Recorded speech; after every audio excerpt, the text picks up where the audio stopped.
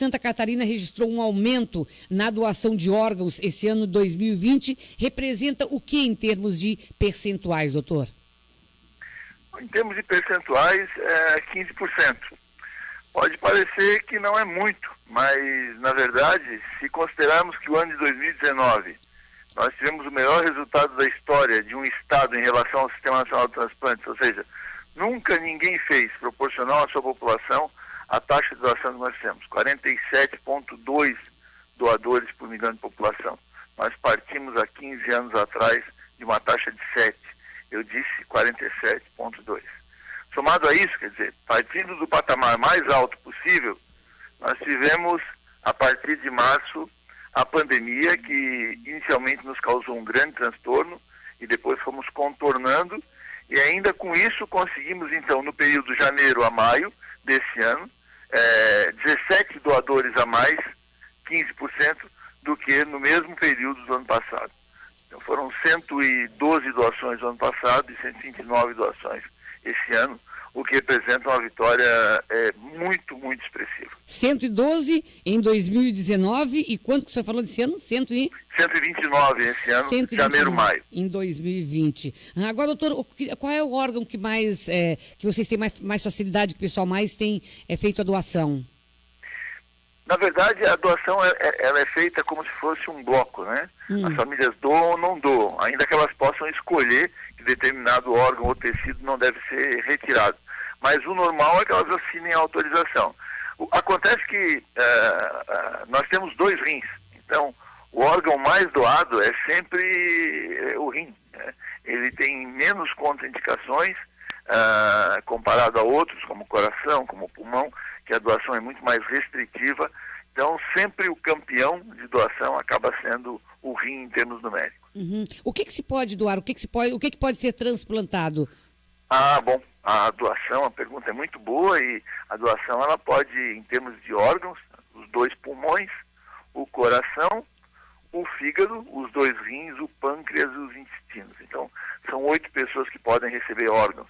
Quando o coração não é utilizado para transplante, ele pode ser utilizado para doar as válvulas, para transplante de válvulas. Então a gente ainda tem a doação de válvulas cardíacas, de pele, de osso e de tecido ocular, que também é muito comum. Se aproveita as córneas e parte da esclera. Então, um doador numa doação ampla, ou seja, um doador jovem sem quantificação, pois o benefício dele, dependendo da forma como se processa os tecidos, né? Às vezes o osso ele é picado em porções de 1 grama, pois 400, 500, 600 pessoas podem ser beneficiadas a partir de um doador que faleceu sem condições de quantificação. Uma pessoa, por exemplo, saudável, ela pode doar quantos órgãos? 8. 8 órgãos. Exatamente. 8 órgãos, então. E mais tecidos que, quando fragmentados, chegam a quantidades enormes, porque um adulto pode ter 2, eventualmente, dependendo do tamanho, pode ter 3 quilos de osso, e dependendo como se processa.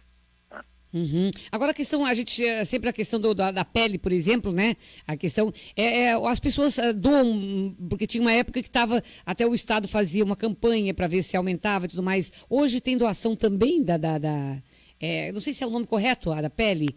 Essa é o nome correto? Existe, Vera. Acontece que o Brasil ele tem uma estrutura de bancos de tecido que é muito pequena. Nós, inclusive, temos um projeto na Secretaria para ter um banco multitecido. Então, nós recebemos e implantamos pele com alguma frequência, mas essa pele, ela vem normalmente do Rio Grande do Sul, que tem um banco multitecidos. O banco multitecidos nós ainda não temos. Nós processamos em 4 cidades diferentes de Santa Catarina tecido ocular, córnea. Nós estamos praticamente fechados com o INTO, o Instituto de Traumatologia do Rio de Janeiro, para a captação de tecido ósseo, que já ocorreu em grande quantidade em Santa Catarina. Mas estamos avançando em projetos específicos para ter um banco de pele no futuro. Em suma, a pele em Santa Catarina ela normalmente não é retirada, né? Já aconteceu em uma ou outra situação mais eventual. nós não temos isso como rotina aqui. É importante que as pessoas se manifestem em vida se elas querem ser doadoras, né? Para evitar até um conflito, às vezes, com a própria família, doutora? Que agradeço demais essa pergunta, isso é fundamental. Muita gente é apegada à ideia de deixar registrado no documento. Existem projetos para isso, mas hoje a única forma segura de você doar seus órgãos é dizer para sua família que você é um doador. Em 15 anos de SC Transplantes, eu jamais vi uma família que negasse a vontade expressa da pessoa em vida. Mas temos uma coleção enorme de documentos que registravam o indivíduo como não doador, quando na verdade ele era doador, porque na época em que se registravam os documentos, houve um falso registro de não doadores por conta da burocracia. Se você era não doador, você só colocava não no documento e as coisas iam adiante. Se você era doador, você tinha que preencher um formulário, ir no cartório, reconhecer firma e voltar à segurança pública ou ao Detran com essa informação para que constasse na sua carteira. Então, como se dificultou a opção de ser doador, muitas pessoas optaram de modo artificial por não ser doadores, e hoje a gente tem essa coleção de doadores que tinham documentos de não doador, mas a família por fim doou. De novo, a forma mais segura é conversar com essa família. O senhor tem visto algum caso, por exemplo, já teve algum caso, alguma situação por parte da família que às vezes tem uma religião mais conservadora, que não quer que sejam retirados os órgãos? Já teve esse tipo, o senhor já enfrentou esse tipo de problema ou não? De alguém dizer, fulano quer doar todos os órgãos, mas a família se manifesta contrário. Teve situação como essa ou o senhor nunca enfrentou isso? Olha, Vera, preciso ser muito sincero, relacionado à religião não é um problema consistente para nós.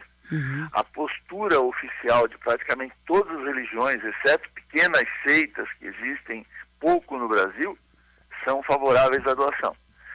Vamos tomar como exemplo os testemunhas de Jeová, que são totalmente contrários à infusão de sangue. Muitos podem pensar que eles são contrários à doação de órgãos. Nós temos inúmeros doadores de órgãos que são testemunhas de Jeová. Não existe restrição contra a doação de órgãos, existe sim restrição contra o uso, a infusão de sangue. Uso o exemplo dele só para citar que, de um modo geral, as religiões são favoráveis. O maior obstáculo que nós tínhamos, e ele está diminuindo progressivamente em Santa Catarina, é a habilidade dos profissionais de saúde de falar com essas famílias em meio à crise da notícia devastadora da morte de alguém que eles amam. Então, a dificuldade porque as pessoas têm os profissionais e os resultados são cada vez melhores. Hoje, para você ter uma ideia, de cada 100 entrevistas feitas em Santa Catarina, 80 resultam em autorização. Ou seja, é uma taxa muito pequena de não autorização, e a gente sabe que dá para diminuir ainda mais, porque tem países que têm por volta de 10% de não autorização. Abaixo disso não se tem relato de resultado no mundo. É sempre, o senhor falou uma coisa interessante, tem que sempre ter alguém, treinar esses profissionais, até para que eles tenham a habilidade de como conversar com a família e tudo mais, né? Porque a gente muitas vezes vê a falta de preparo, exatamente isso. A forma como coloca, a forma como conversa, é que muitas vezes pode trazer um resultado positivo, né? Exatamente. E não são só palavras, são atos, mas a comunicação, você que é uma comunicadora, a comunicação é muito importante. Então, por exemplo, tem que perceber a linguagem da família. Enquanto a família não conjuga o verbo em relação à pessoa falecida no passado, né? O João é, bom, o que a família está dizendo? O João está vivo. Quando a família diz o João foi, ela está abrindo a informação clara de que para ela também o paciente já morreu. E é só nesse momento que se pode iniciar alguma tratativa em relação à doação. Se você começa a falar de doação enquanto a família está conjugando o verbo no presente, você corre um sério risco de ouvir um não. Exatamente. E se você ouve um não, você corre a tentação de dizer foi a religião, foi a falta de generosidade, quando na verdade foi falta de competência do profissional que lidou com essas famílias. Isso nós aprendemos com a Espanha, é algo muito sério e funciona muito bem. Por que o senhor disse aprende com a Espanha? Desculpa, nós aprendemos com a Espanha porque o principal sistema de transplantes do mundo é o espanhol. Tem 30 anos de liderança na doação e no transplante de órgãos no planeta, proporcional à sua população, é óbvio. E nós fizemos, desde 2008, quando eu estive lá, nós tivemos inúmeros acordos com eles, intercâmbios, e nós temos profissionais da Espanha vindo a Santa Catarina todos os anos treinar os nossos profissionais. E isso faz toda a diferença. O que está faltando ainda do Brasil, além claro, né, sempre daquela questão da participação da população e tal, o que está faltando nesse momento para que a gente também possa aumentar o número de doações e, quem sabe, chegar, né, chegar ao estilo da Espanha, aos números da Espanha? Em 2 palavras, Vera: educação e organização.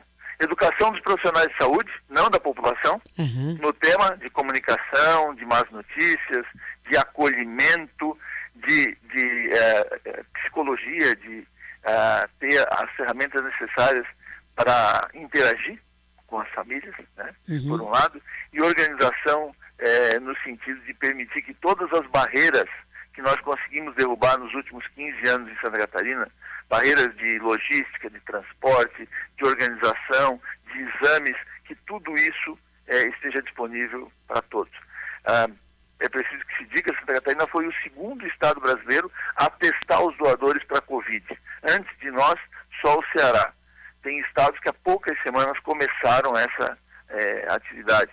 Então, nós tivemos muito apoio e muita estrutura, mas isso não nasceu do dia para a noite. Isso é fruto de 15 anos de trabalho dentro da Secretaria de Saúde, organizando esse sistema, e da colaboração generosíssima do LACEN, que nos testou todos os pacientes. E tem muita gente na fila de espera em Santa Catarina, esperando aí um órgão? Sim, entre órgãos e tecidos, pois nós temos por volta. Agora, com a pandemia, as coisas alteraram um pouco, porque diminuíram um pouquinho os transplantes, mas também diminuíram as inscrições em lista. Mais por volta de 400 a 500 catarinenses esperam por um transplante de órgãos ou tecido. O que mais está necessitando nesse momento? O que mais essas pessoas estão aguardando? De novo, o rim. E por que rim?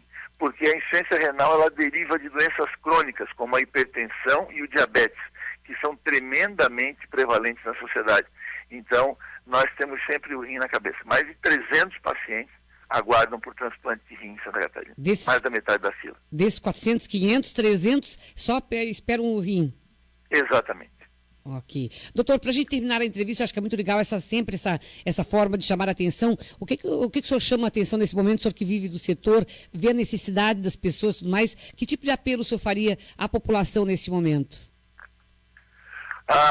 Vera, eu vou me atrever a mudar. Né? Eu vou fazer um apelo curto, mas vou finalizar com o que eu queria dizer. O apelo é que as pessoas pensem se elas gostariam que os seus filhos, os seus pais, os seus irmãos, os seus cônjuges, ao necessitar, né, marido e mulher, ao necessitar de um transplante, pudessem receber. Se a resposta é sim, elas já têm uma resposta em relação a se elas são ou não doadoras de órgãos.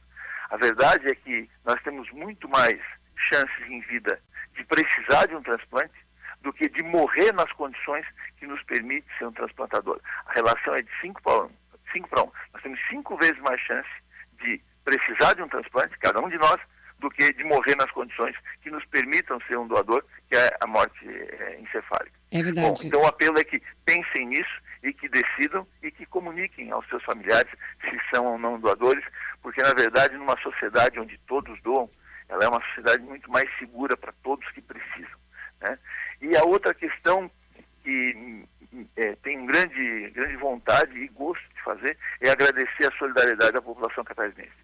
A população catarinense tem sido extremamente aderente a essa proposta, tem doado de forma generosa, cada vez são menos nãos, cada vez mais sims, e dessa forma nós consolidamos a nossa posição de 15 anos de líderes brasileiros em doação de órgãos, proporcional, obviamente, à nossa população, que é de 7 milhões e poucos mil habitantes. A gente só consegue... Muito obrigado pela oportunidade de estar com vocês no teu programa. A gente só consegue ver o problema do outro quando a gente se coloca no lugar dele, né?